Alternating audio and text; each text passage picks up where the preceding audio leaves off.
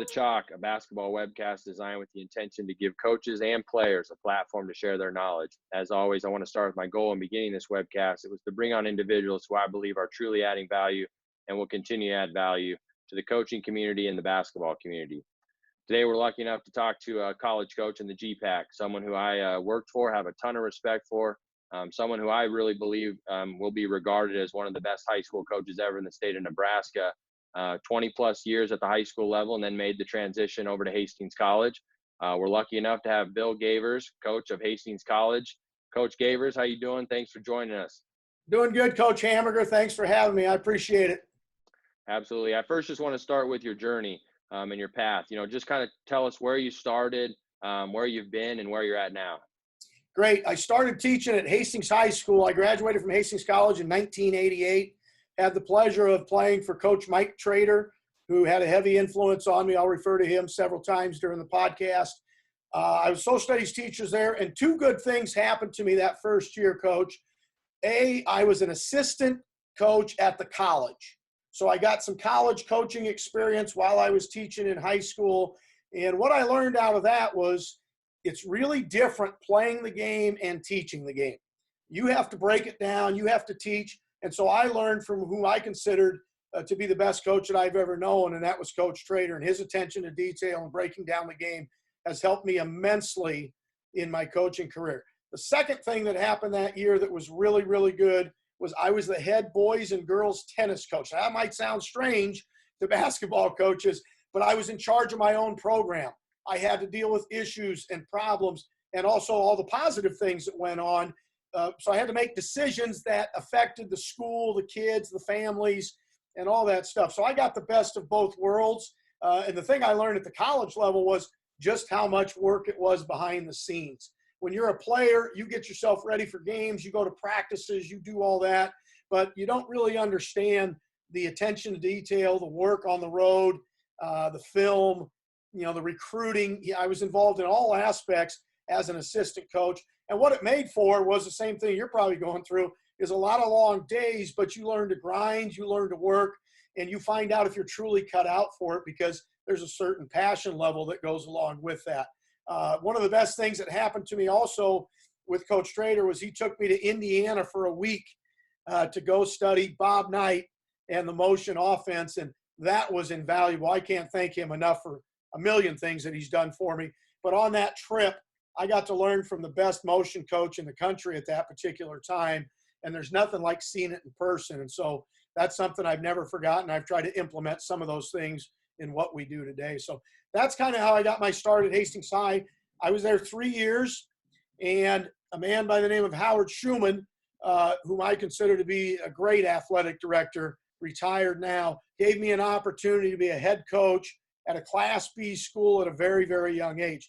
So going back to my start at the college level, having coaching with Coach Trader, but also having my own programs at Hastings High, that was valuable because I understood how do you deal with parents at the high school level? How do you have administrators who are going to back you? Now, I was fortunate because Coach Schumann was very supportive, and he basically told me, you go do your job, and I'll put out fires. And so he did that, and I was all on my own. And there's a big difference, as you know, between being an assistant and a head coach, because you are responsible for everything that goes on in your program, and you've got to bear that burden. But I don't really consider it a burden. I consider it a joy because you're working with young people. You got a chance to impact their lives. You got a chance to help their families. I did that for 23 years at Central Catholic and was also the boys tennis coach along with that.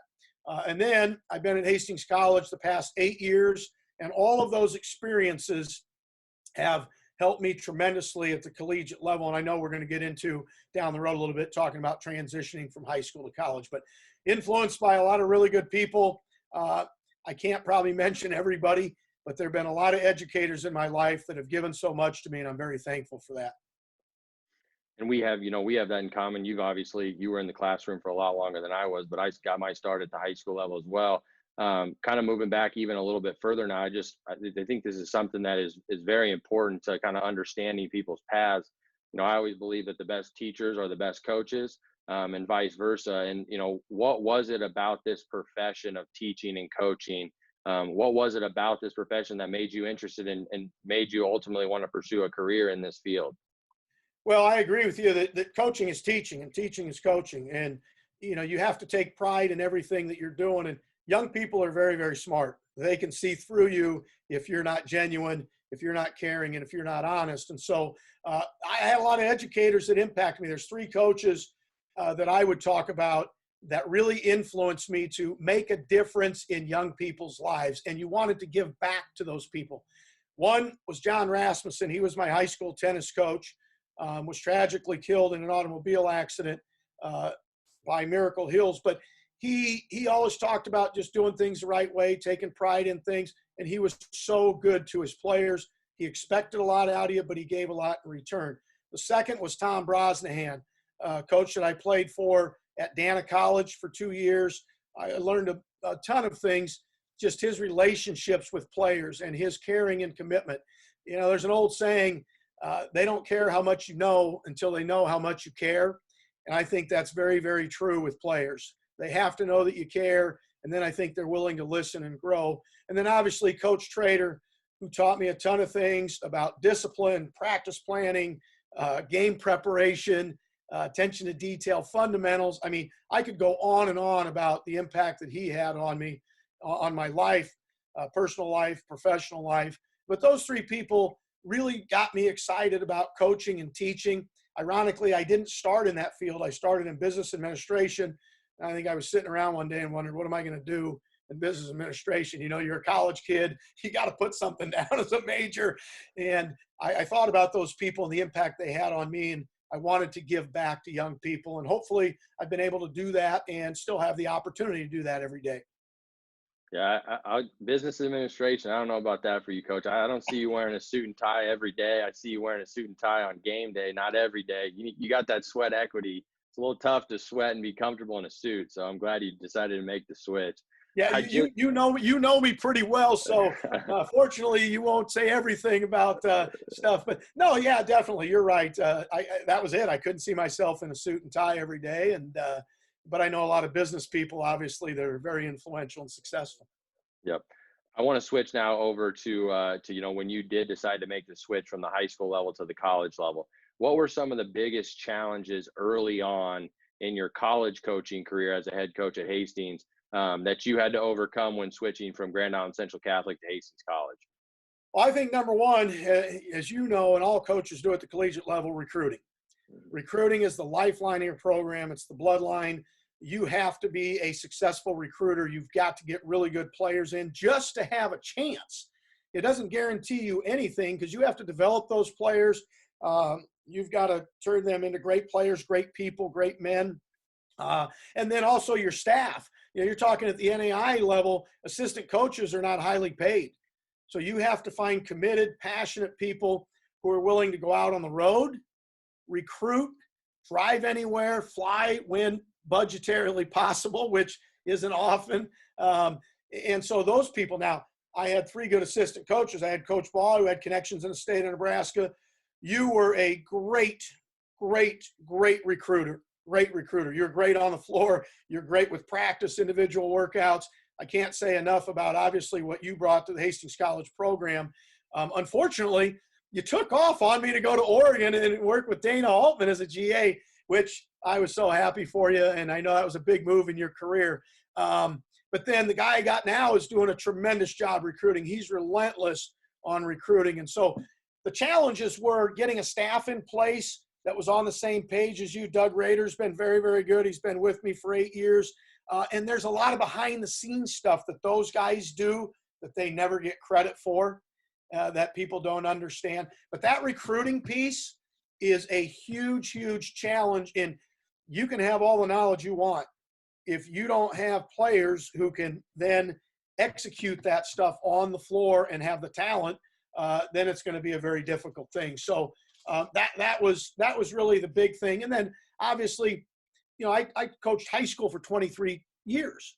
So you don't know about the administrative side, the paperwork, the budgets, the finances, planning trips. But that's where the assistants come in.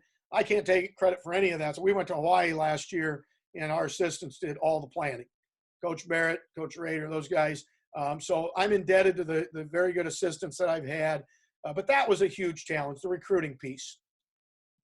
What this is something that I guess I'm kind of going off the script a little bit, but something that I'm curious about is, from a coaching standpoint, from a preparation standpoint, what did you notice as some of the bigger differences between high school and college? Maybe it's the coaches that you're coaching against. I know there's great coaches at the high school level, obviously great coaches at the college level. What were some of the biggest differences from a basketball standpoint, game preparation standpoint, scouting standpoint?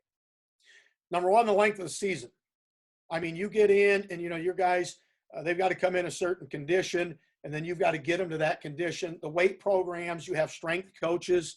We were very fortunate to have Sarge at that time, who's now at UNK. Now we have Coach Wells. So we've had two good guys in the strength and conditioning field. But, some of the obvious were shot clock. We don't have a shot clock in the state of Nebraska unless Coach Weeks. I remember he told me once there's an 8-minute shot clock, Billy, in high school. So, but now, you suddenly you have a 35-second shot clock. But as you know, you competed in the GPAC. That thing doesn't go off very often. I think it goes off less than 5 times a year. But that's a big thing because, what are you going to do at the end of the shot clock? If the right person doesn't have the ball, obviously you need somebody who can create a shot for themselves. Are you going to work on situations like that? But maybe it's not coming into play. Maybe you're getting good shots and you don't have to work on it as much. I think that, some things that were similar was confidence is really an interesting thing. And I thought maybe, you go to college, guys are going to be more confident. I don't think that that's necessarily true because some guys are, some guys aren't. And so how are you going to help get that guy to that next level? Because a lot of it is getting rid of fears and doubts that all human beings have, performance anxiety, whatever it is you want to call it. So those were the obvious things moving forward. But basketball is still basketball. It's still a fundamental game. It's still a game of execution. It's still separation in the preparation. And so you have to pay great attention to detail. The players are better, and every guy on the floor can hurt you. Now, with that said, they still have strengths and weaknesses. And so figuring out what their strengths and weaknesses are, and then getting your team in tune to taking away their strengths and making them play to their weaknesses is a big factor in winning. So those things are very similar, but those are still challenges. But that's what makes it fun, competing at the highest level with really good players. And there's no gimmies. If you're not ready to play, you're going to get beat. And sometimes when you're talking to young people, you got to pound that home, and you may not get that point across, and you may come away disappointed, assuming, hey, we're at home, this team's 3-10, they come in, play well, and beat you. So lots of little things like that.